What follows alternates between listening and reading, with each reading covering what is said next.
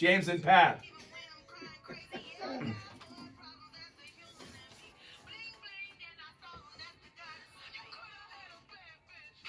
That's the alternative version of that song. They decided not to go with the. I don't know why they didn't like the James and Pat part in there. Yeah. I don't know why. They took it out? No, it fits perfect. Well, the one you hear like all around doesn't have that in there. I feel like they've disrespected us a little bit by. It's gotta be some type of copyright or. It does. I don't know, I'm gonna go after him. I'm gonna get a lawyer it's today. getting ridiculous. See what's going on. Songs everywhere too. I haven't gotten one royalty check. Not me either. Not a single one. Can you imagine how thrilled I would be if I saw a royalty check from one of the record companies from that Holy song? smokes. That girl's just James, welcome. rolling in it. Welcome back to Boys Under the Hood, man. Yeah, man. We missed last week. I feel like I'm not seeing you in like a year. It's been 2 weeks. Yeah, we didn't. We almost got together on what was it this past Saturday? Yeah. I got Oh boy.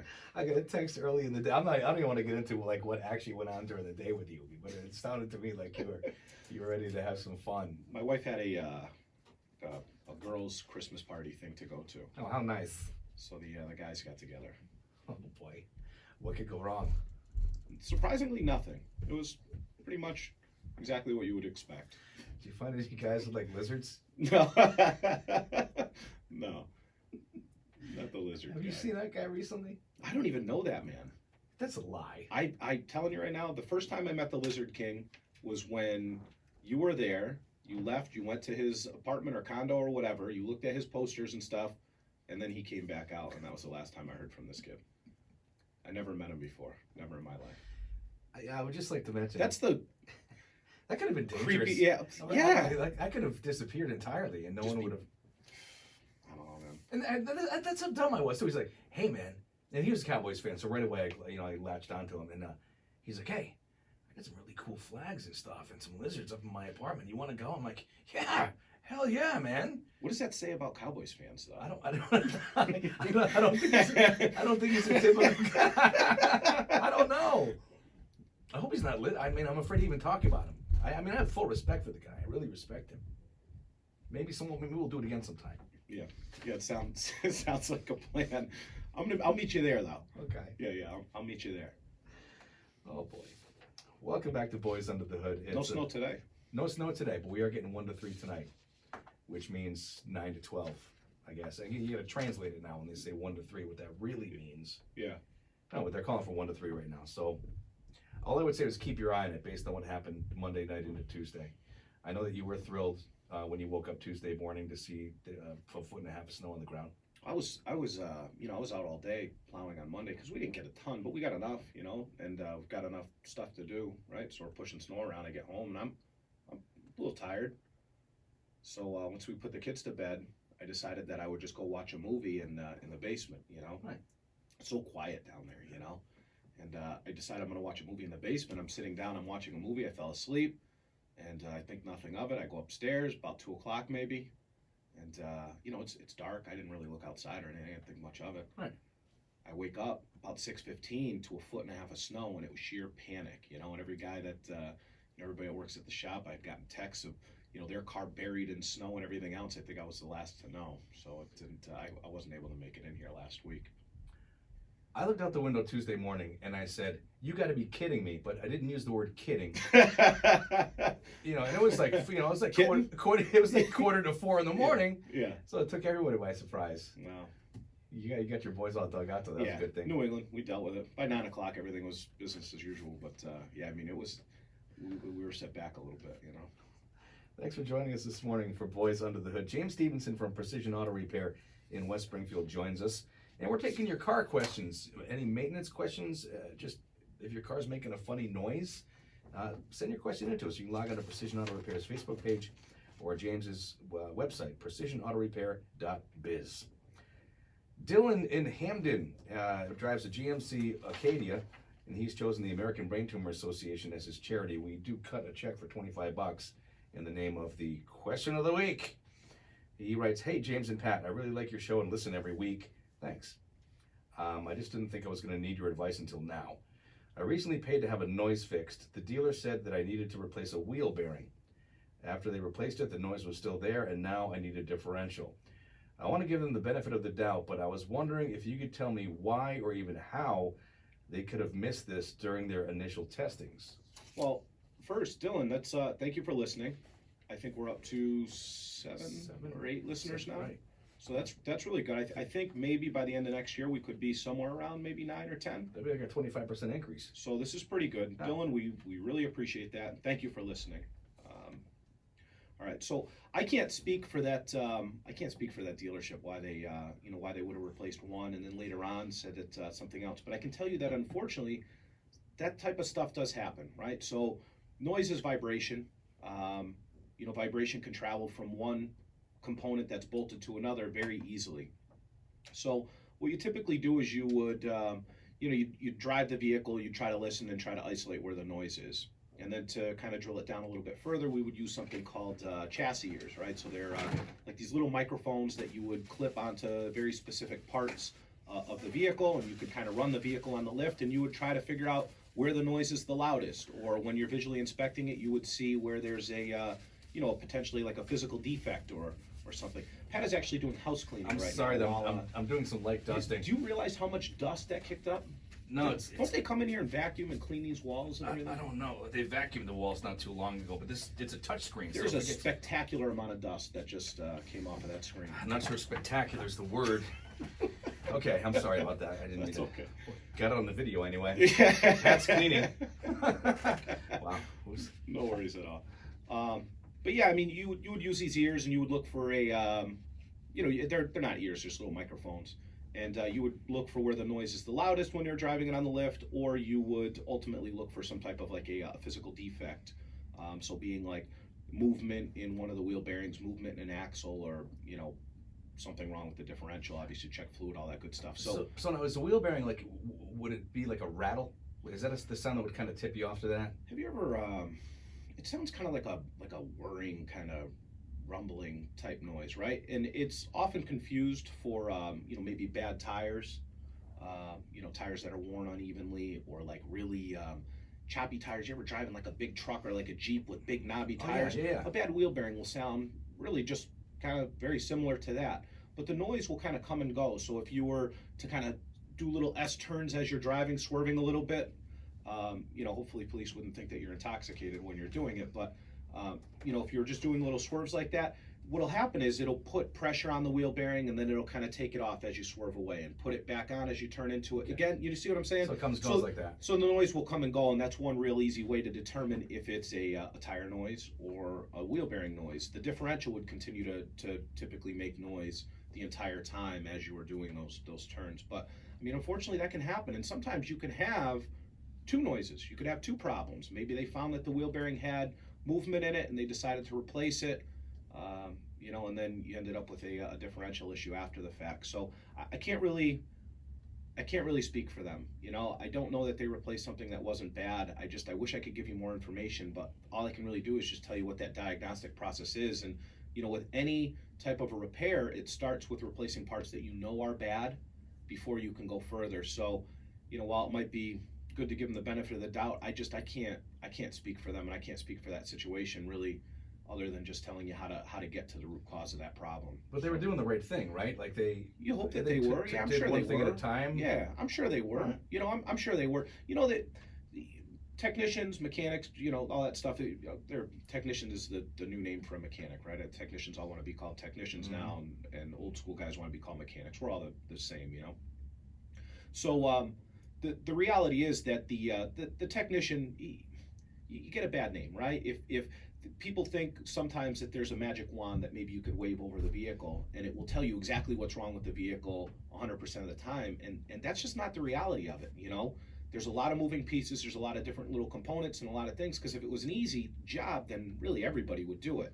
And if it was easy, then a lot of these older guys would still stay in the field, but the technology has just advanced so significantly now that it's very difficult to keep up with unless technicians years ago, right? You'd see the stereotypical guy covered in grease, kind of pig pen looking guy, right? Yeah. You know what I mean? Right. And now it's not that way. Everybody's wearing lab coats and gloves. It's a different world that we're living in, and the cars are completely different. I mean, they drive themselves now. It's different. So, I don't know, Dylan. I could tell you how we could figure it out, but anytime that you're looking for a second opinion, obviously feel free to just give us a call and we get you right in and take a look at that stuff before you would have that other one replaced. But I can't tell you if the bearings that were replaced were bad or not because they're already replaced, you know.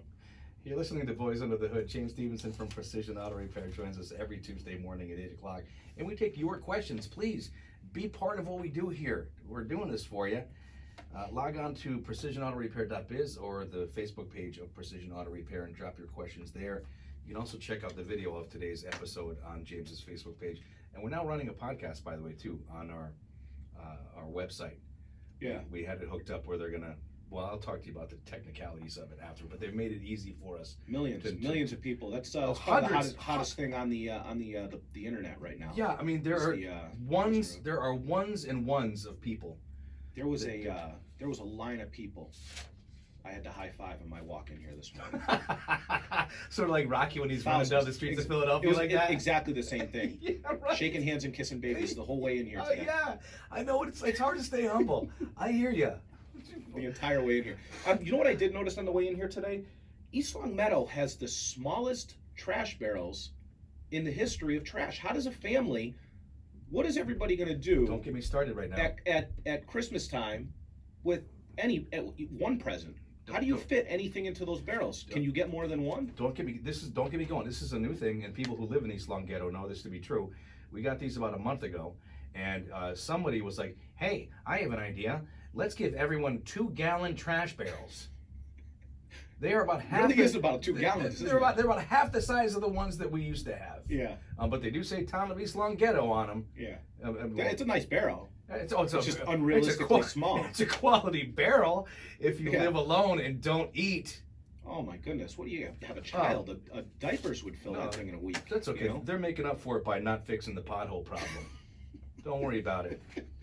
Oh, don't get me going right now. That was the first thing I said. I'm like, tell them why you're mad. You're kidding me, Tell right? them why you're mad. But the potholes? Every time we talk about the potholes, I think about Chris Farley in was it Billy Madison when he's driving on the bus and he's so mad that the kids are making all the noise and his face is just turning red. He throws the banana. No yelling on the bus, right? All right, I'll talk about it, but then we have to get to the next question. All right, let's get to the next. Here's what happens in East Long Meadow. Okay, in East Long Meadow, we don't fix potholes permanently because that would stop the plows from ripping up the coal patch. So what happens is there's a pothole, they put coal patch in it, which is a temporary fix. Then the plows come in the wintertime, rip up the coal patch, so they've got to refill it again the next year so the snow plows can rip it up again. It's a cycle. Well, it's called, job creation is what it is. You know, why have foresight?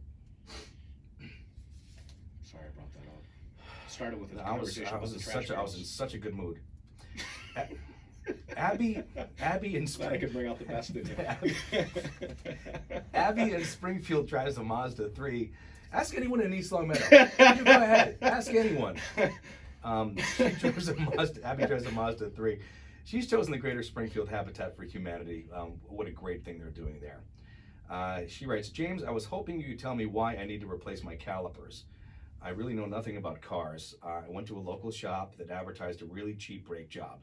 They ended up telling me I need a million things, most of which I agree with. The real red flag was them saying calipers get replaced in sets with every brake job. I just feel like even though I don't know much, that might not be true. Is that true? No, that's not. That's totally false. So Abby, thank you for the question. If you go looking for the cheapest price, the worst thing that can possibly happen is that you find the cheapest price. It's just you can't get the same level of quality. Like something is missing there. And somebody said good, fast, and cheap, right? Pick two because you can't have all three. Right. The easiest way to explain replacing brake calipers with every brake job is A, it's a scam, and then B, it would be like replacing your windshield every time you need new windshield wipers. Wouldn't that be insane? That's a good analogy. I mean, Joe and the guys down at Affordable Auto Glass, they would love if you did that. Yeah, actually, right. they would absolutely love if you did that. But you can't. It would be insane, right? Right. but it's because we're a little bit more educated about wiper blades than we are about brakes. So no, you wouldn't want to do that. What a brake caliper is, it's basically the hydraulic component. If you look in at your wheel, right? You don't need to know a lot about cars to understand this, but if you look in at your wheel, there's that metal disc in there. That's called a brake rotor. Yes. There's brake pads that press against that rotor, and what presses the brake pads against that rotor to create the friction that stops the vehicle is a brake caliper. Yeah. It's like a metal C kind of with a piston inside of it, and it just pushes really, really hard, and it squishes the brake pads against that rotor. Simple enough? Yes. You only replace those when they go bad. You don't actually, they're not a serviceable part like brake pads. Brake pads, they wear out, you replace them. The rotors, they're bad, they're too thin, they're too rotted, too whatever, you'd replace them. Brake calipers, you would never replace them in sets.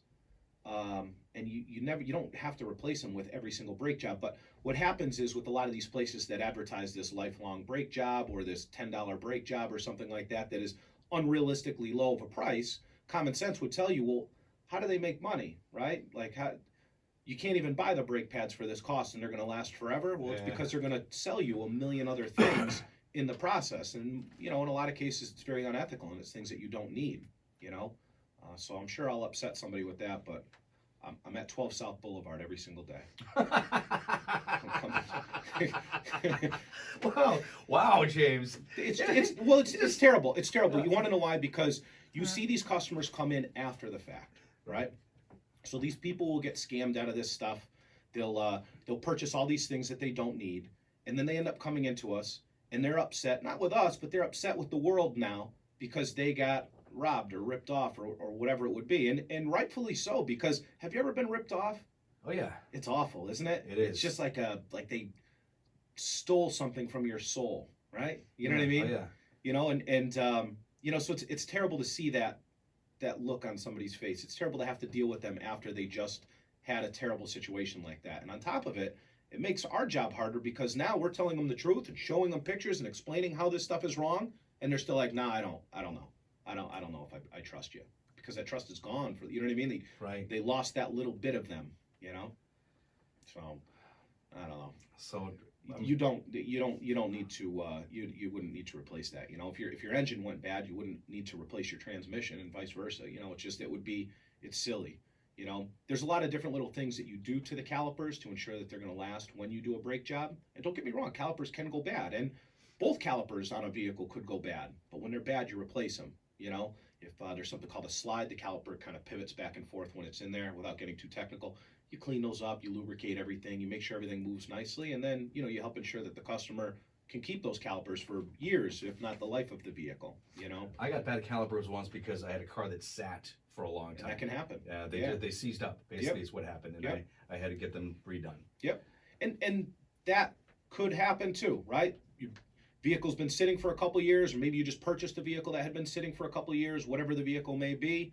You bring it to a shop and they're like, yeah, it needs all new calipers. Doesn't mean they're trying to scam you there. It's just what we're talking about, or what I'm talking about, is the customer that it drives the vehicle every day.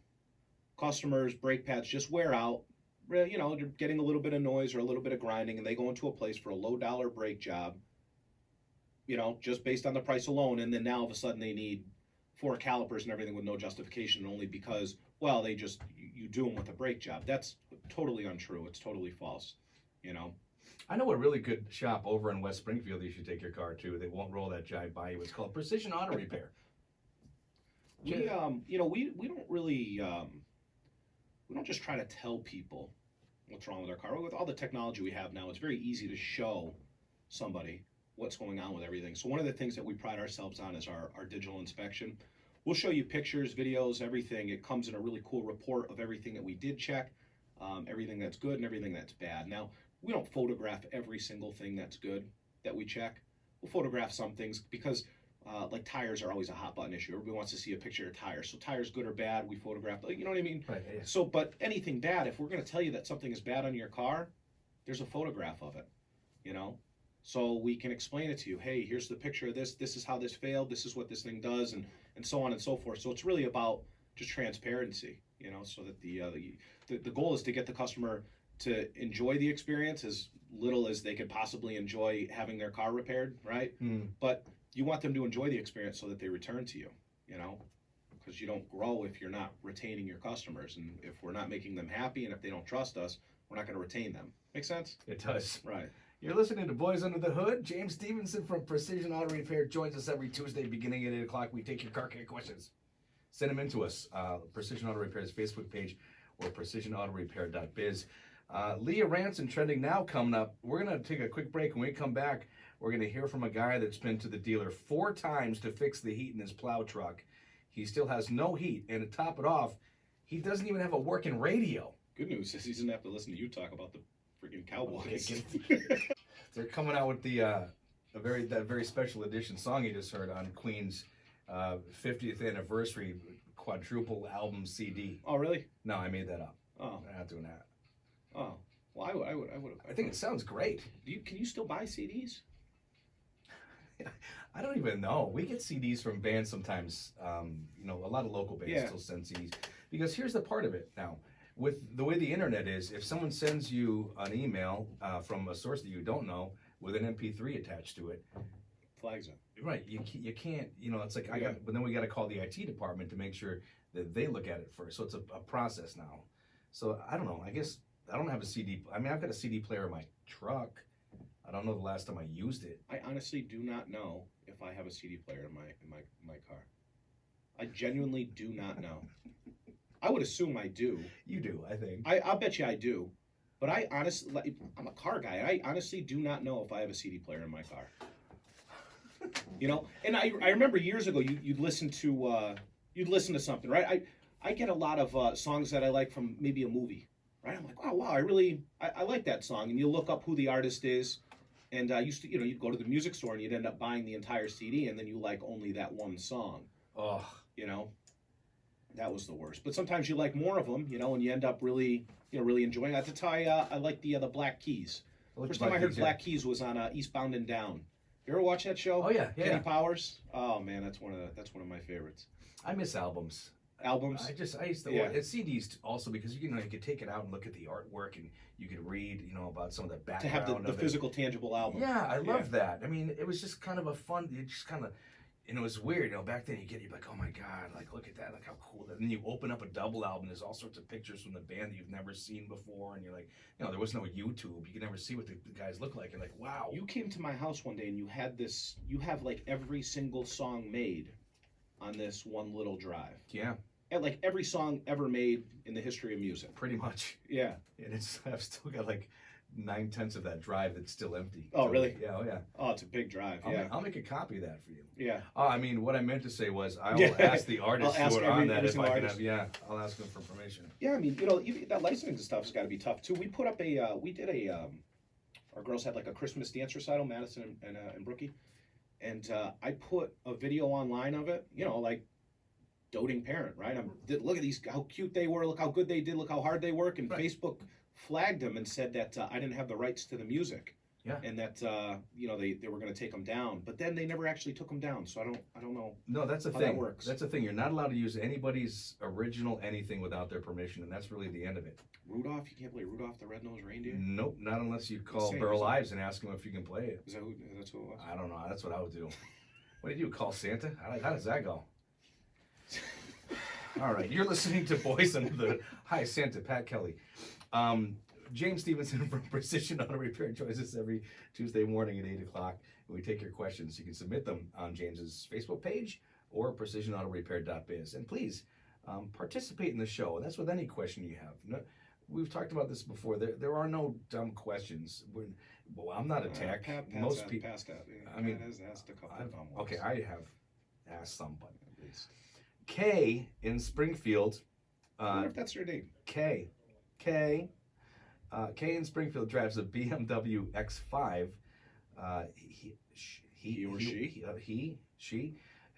She says, my car has been running fine, but every once in a while it runs rough when I first start it. After I shut it off, it runs great once started again.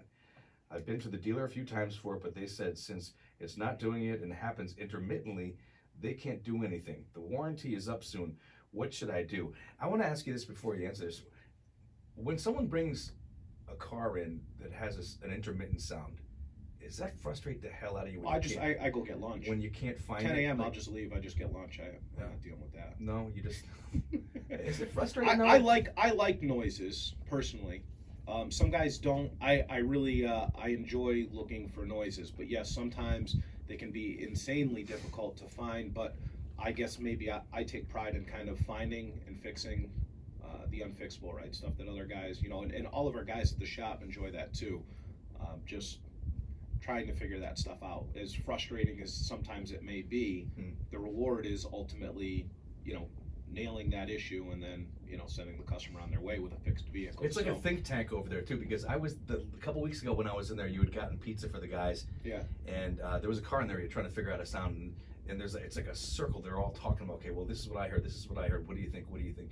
And I think that's a great way to do it. Yeah, we'll have multiple guys drive cars too, just to get different opinions. It's not always like that, but if there's a problem vehicle that somebody can't quite figure out, they'll consult with somebody else. And sometimes it will be a meeting of minds ultimately, just to try to figure out the issue. But it's a small shop; it's easy for us to do that, So it's not it's not like we're shutting down the whole power plant here. We're just taking another guy on a ride. So it's pretty good, but it's shows the guys are excited about fixing the car. They take a lot of pride in what they do, but they're not too proud to ask for help. So I think we got a real good crew over there. Yeah, hell yeah. Having said that, Kay, this can be a more frustrating issue to figure out than a noise that is popping up. And what I mean by that is, 90% of being able to diagnose something is having either the issue happen or having some piece of diagnostic data. So whether it be a trouble code that's stored in the background in a computer or something, light that's on in the dash, that means that you'll have something stored in the background. If we're diagnosing a noise, then the noise really should happen for us. It makes it a lot easier to diagnose a noise if you can hear the noise and that type of thing. All right. So what may seem like common sense, it really is. It's definitely a lot easier. Now, from there, and again, we talked about this earlier today, a common misconception is that there is a computer that you plug in and it tells you everything that's exactly wrong with the vehicle just by plugging it in. The reality is that's just not true. So what happens is, we've used this analogy before, and I actually stole this from a customer. And when you are diagnosing, say, a check engine light or a computer issue, and you have a code, say you go to a parts store. The parts store, what they're going to do is they're going to pull that code that's in the computer, and they're going to give you a list of parts that other people have replaced based on that code. If you replace all 10 parts, it's a possibility that one of them could be right. Okay? Right. If not, then you just replace 10 parts and wasted a week or 2 weeks of your life and maybe $1,000 in parts, and you've exhausted all of your backyard mechanics that you could find to do that. All right. In the real world, in a repair shop, what happens is we scan and we'll pull the same code. All right. And what that code is a sequence of numbers that leads us to a troubled area. So if you figured that diagnosis of an issue is a high-rise building, it's a skyscraper, okay, and there's 100 floors in this building, 500 floors in the building, right? Doesn't matter, And each floor has 200 doors, right? It's a huge building. What's going to happen is that code is going to put me on the 15th floor or the 18th floor. And it's going to say, hey, look, you got to go up to this floor, and now I need you to check all the doors that are on that floor. And then from there, we can figure it out. And I'm telling you, we have we have some of the best diagnostic equipment out on the market, and it doesn't tell us, hey, look, it's door number 19 on floor 15. It tells you, hey, look, it's on this floor. Good luck, buddy. Have luck. Yeah, good luck. It gives and then it helps us narrow it down by following certain tests and doing a lot of different stuff. So we can really narrow it down and figure it out. But there is no such thing as a computer that will tell you exactly what's wrong with your vehicle every single time just by plugging it in. If there were, I assure you I'd buy every one of them I could find, Right. But it's unfortunately not the case. So, having the issue happen, having a code in the background, that would be great. Now, having said that, sometimes when you have issues, even as smart as these vehicles are, the computer might not see it. So one of the things that we have for very, very intermittent issues like that. So let's imagine that this car comes in, Kay, and we looked and we verified that the computer software is all up to date, right? Because just like your cell phone, right? Your cell phone, it does what? Every couple months, right? It updates. Updates itself. Automatically. You're sleeping, you wake up, hey, your phone's been updated. Your computer at home, it does the same thing. Well, car computers all need to be updated as well. The problem is, it typically involves you bringing the vehicle in and having someone plug something in and updating this, and it can take 10 minutes, it could take, a day. So, sometimes when the software isn't up to date, you can get these random weird little intermittent issues that won't trigger a fault code. To make this even simpler, what we do in a lot of cases when we have a very intermittent, somewhat like computer issue or drivability issue, just like you're talking about, is we have these things called data loggers. It's this little thing that you plug into the port underneath your dash where you would plug in the computer, and it hooks up to the customer's phone via Bluetooth, and the customer just drives the vehicle like they normally would. After a week, 2 weeks, a month, what ends up happening is the car malfunctions again, right? And what it does is it takes a snapshot. This little logger will take a snapshot of everything that was going on with the vehicle at that time. Oh, that's cool. And it will immediately send us a report immediately right to my email, and it will say, hey, look, this is the report. Now you need to really figure it out. Now, is that similar to what some insurers do, like when they give you that little plug to plug in and make sure that you're driving? It basically logs what you're doing. Yeah, and then... yeah. This is a little bit different. This is a little bit more in depth. It's looking at different things than that's looking at, but it looks exactly the same as that. Like the I think Progressive has them. They want to see how fast you're going, how hard you brake. And it's the same issue, right? They just want to see kind of a log of what your experience is behind the wheel. Yeah, but the difference with this is that it will, when it sees an issue, boom, it's gonna take a snapshot of everything. It's called freeze frame data. So normally you'll get freeze frame data when you have an actual trouble code. In this case, you push a button on the phone and say, hey, look, this is when it happened, and what's it doing.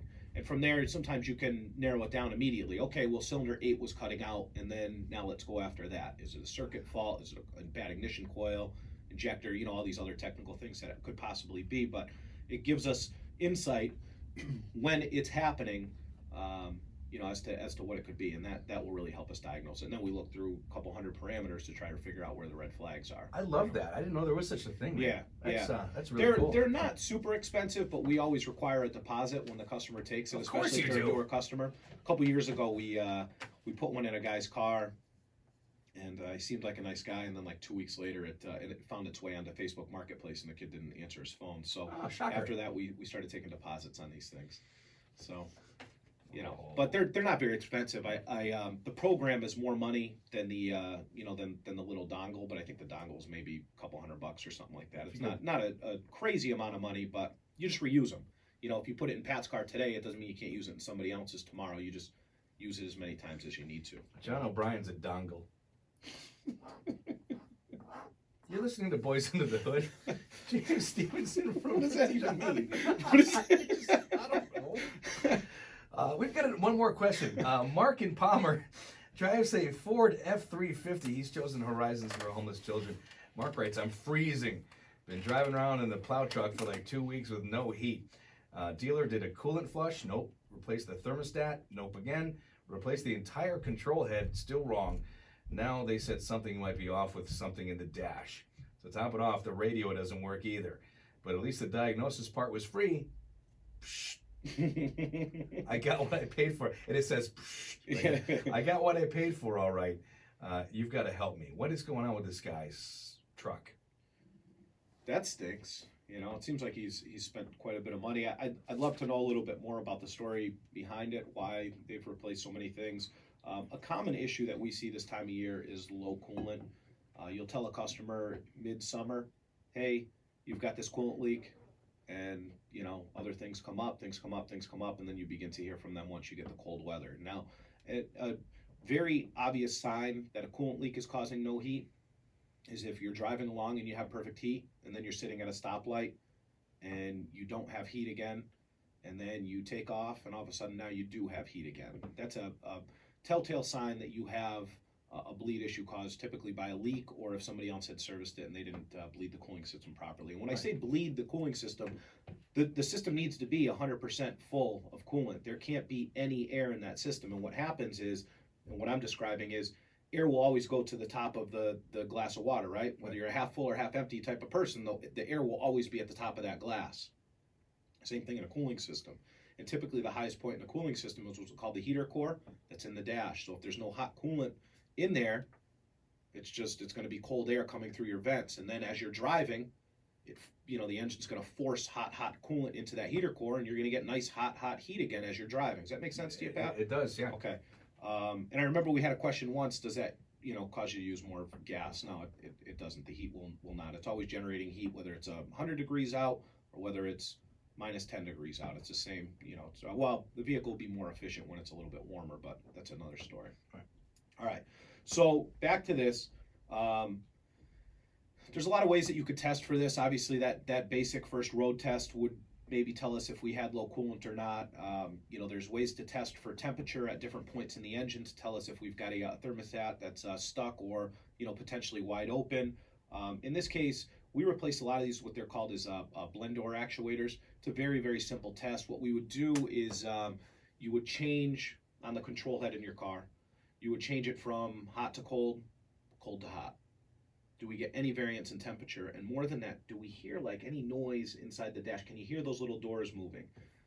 And then from there, they're all pretty accessible, especially under these work trucks like this. You can climb under there, and they're these just little square kind of looking motors. Just a couple screws, you take them off, and then you can manually move the door. You can grab the door inside the box right there from where the motor connects up to it, and you can actually physically twist it, and then you can get it to change from cold to hot, and now you're looking for a variance in temp. What happens is those little doors, sometimes the weight of the door, sometimes the resistance of the door, the motor's not strong enough, the motor can fail, or the little gears just tend to strip out, and it's typically on the motor side and it's not on the door side. Sometimes you've got to go further, but there's a lot of things that you would check prior to replacing all of that stuff. So again, I'd really love to know more information about why they had replaced all that stuff and maybe what their diagnostic path was. It doesn't sound like this might be a benefit of the doubt scenario like the first one that we had with the wheel bearing and the differential. Maybe somebody, I don't know, who knows. But the reality is it's not a very difficult issue to diagnose, and it sounds like, unfortunately, they've replaced every other part, and this is really one of the most common things that we see. So, it might just be that blended actuator. You're listening to Boys Under the Hood. James Stevenson from Precision Auto Repair in West Springfield joins us every Tuesday morning. And we ask you to be part of it. Send your questions in to precisionautorepair.biz or find Precision Auto Repair on Facebook. A good one to have as one of your places that you visit a lot, because they do offer a lot of free advice on the Facebook page. Very nicely done. We've got to cut a check to somebody for the question of the week. Well, we do the American Brain Tumor Association. I like that. I know Help out Mom's cause. That's fantastic. Yeah. $25, we'll write a check to them. Cool. I want to talk about some cool stuff that we can give people for Christmas next week, like car-related accessories. Just think about that. I mean, we'll answer questions as well, but I know with the holidays coming up, just about everybody drives a vehicle, and you've seen a lot of cool add-ons to cars and trucks. Yeah. Maybe we come up with a couple ideas next week. Maybe. We'll see. People don't need more stuff for the holidays, do they? Car starts, man. Car starts are a big one. Car starters. I know they are. I could use one. People love a warm car. I know. Yeah, people really love a warm car. Is there really anything worse than getting into an ice cold car on an ice cold day? Well, now that you ask me, no. Jerk. All right, stay warm. We're gonna get out of here, buddy. We'll see you next Tuesday. Nice talking to you, Pat.